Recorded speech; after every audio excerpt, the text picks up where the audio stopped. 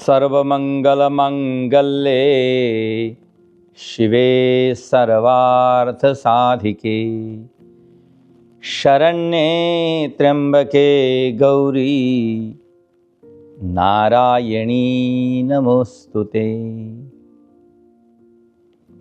आप सबको एक बार पुनः जय माता दी।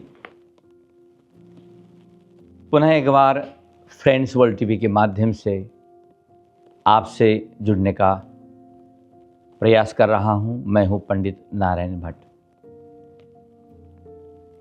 आज की जो इन्फॉर्मेशन है ये सबके काम की है, जबकि अधिकतर लोग इसको जानते नहीं हैं।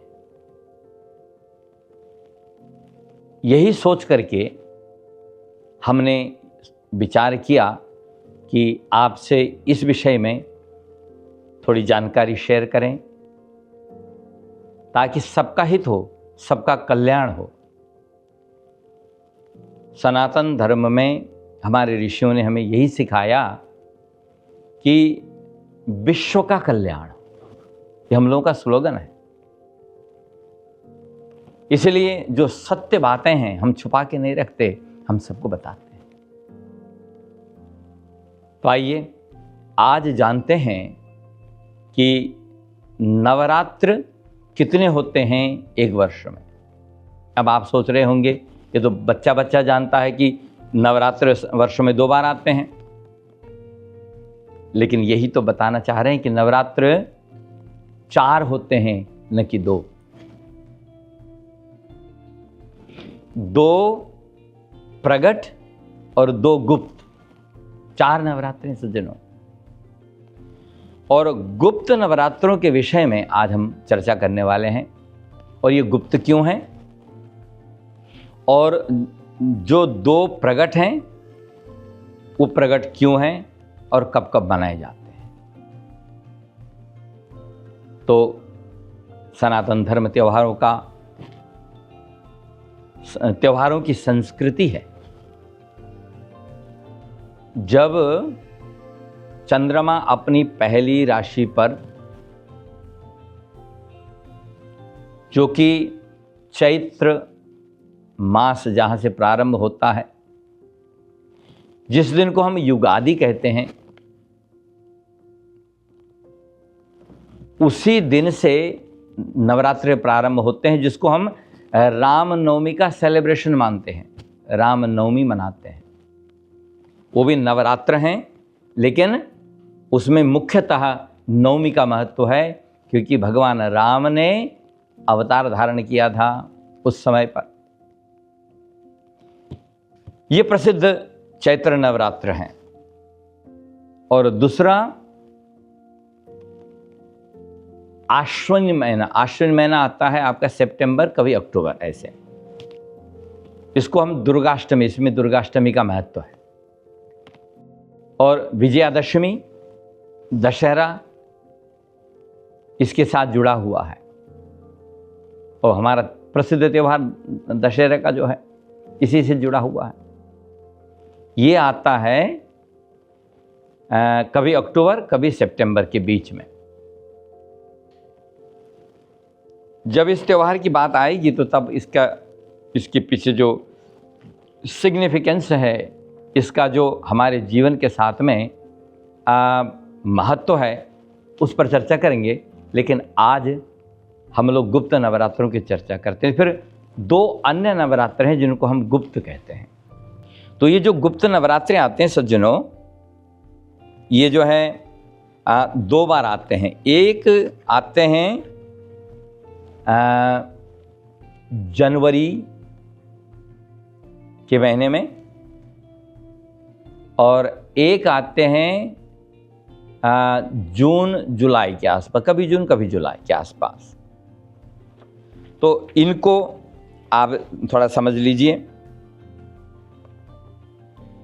इसमें लिखा है कि पौष शुक्ल पक्ष प्रतिपदा से नवमी तक एक गुप्त नवरात्र माना जाता है, और दूसरा आषाढ़ जो कि जून जुलाई जैसे मैंने बताया, शुक्ल पक्ष, आषाढ़ शुक्ल पक्ष प्रतिपदा से नवमी तक, इनको गुप्त नवरात्रि कहा गया है। अब इनको गुप्त क्यों कहा गया? क्योंकि जो हमारे 2 नवरात्र हैं उसमें सर्वसाधारण देवी देवताओं की पूजा कर सकता है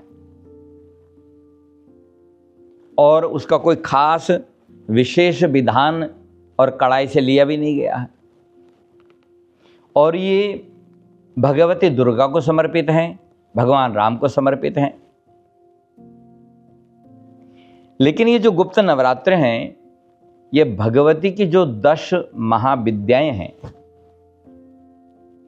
उनको समर्पित हैं। यदि आपने नहीं सुना हो 10 महाविद्याओं के विषय में, तो ये आदि शक्ति की कलाएं हैं, उनके स्वरूप हैं।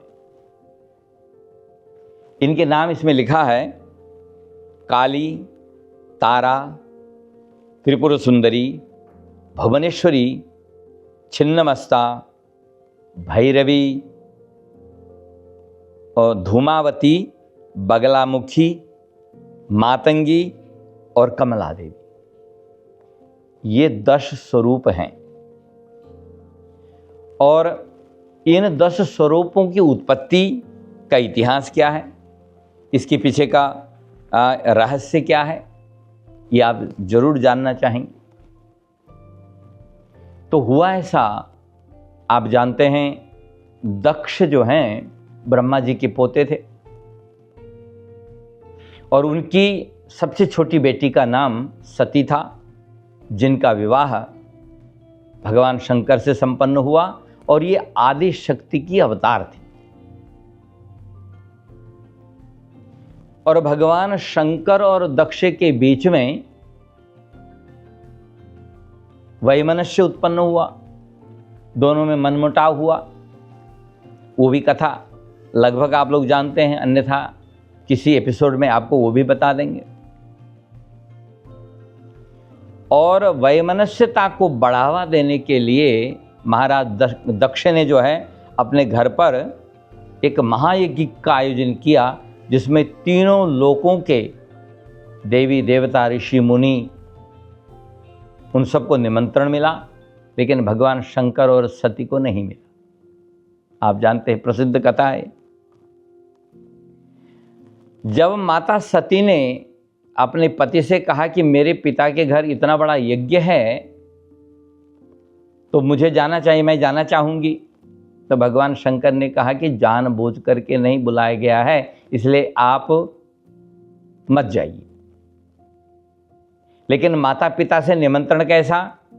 तो भगवान शंकर ने कहा कि माता पिता से निमंत्रण की अपेक्षा नहीं रखनी चाहिए, लेकिन फिर भी जो बैर रखते हों और जहां आपका वेलकम न हो, जहां आपको नहीं आप चाहते हैं कि लोग आएं, तो वहां जाना अच्छा नहीं है।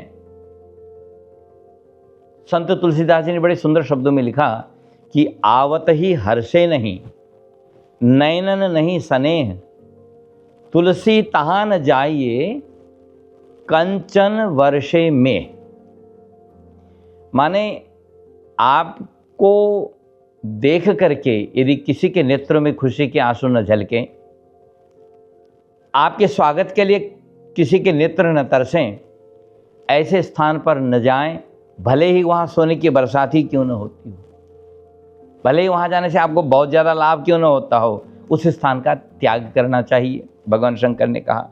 लेकिन भगवान शंकर ने विचार किया, लेकिन कहा तो ये कि मैं तो जा नहीं सकता, लेकिन आपको मैं जाने नहीं दे सकता अकेली, आपको अकेले नहीं जाने दे सकता।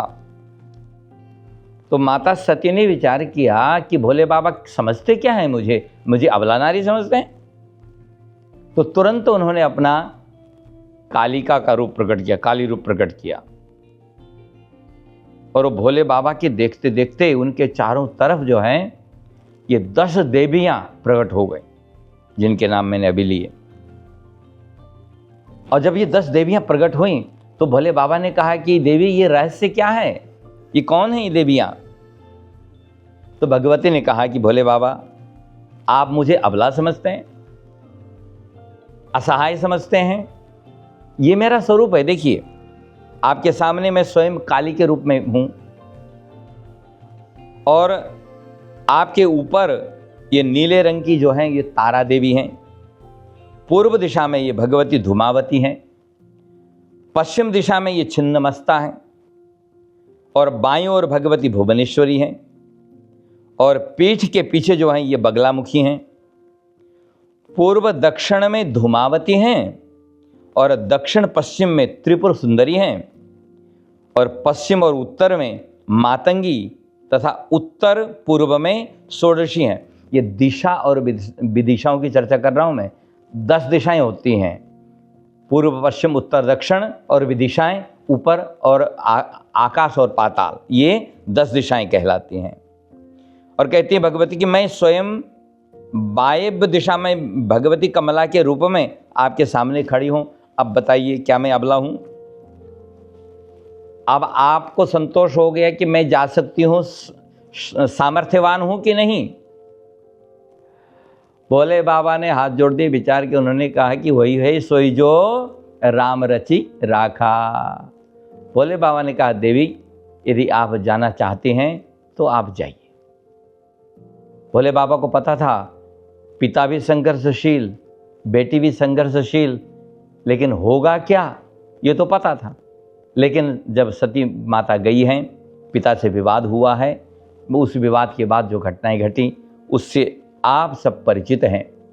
लेकिन मैं यहाँ केवल इतना कहना चाहता हूँ कि उसी वक्त इन 10 महाविद्याओं का अवतार हुआ, इनका ये प्रकट हुई और ऋषियों मुनियों ने इन शक्तियों को ऑब्जर्व कर लिया, पकड़ लिया और उनकी साधना प्रारंभ कर दी और मनवांछित फल की प्राप्ति के लिए इन देवियों से बढ़कर के अन्य कोई है नहीं।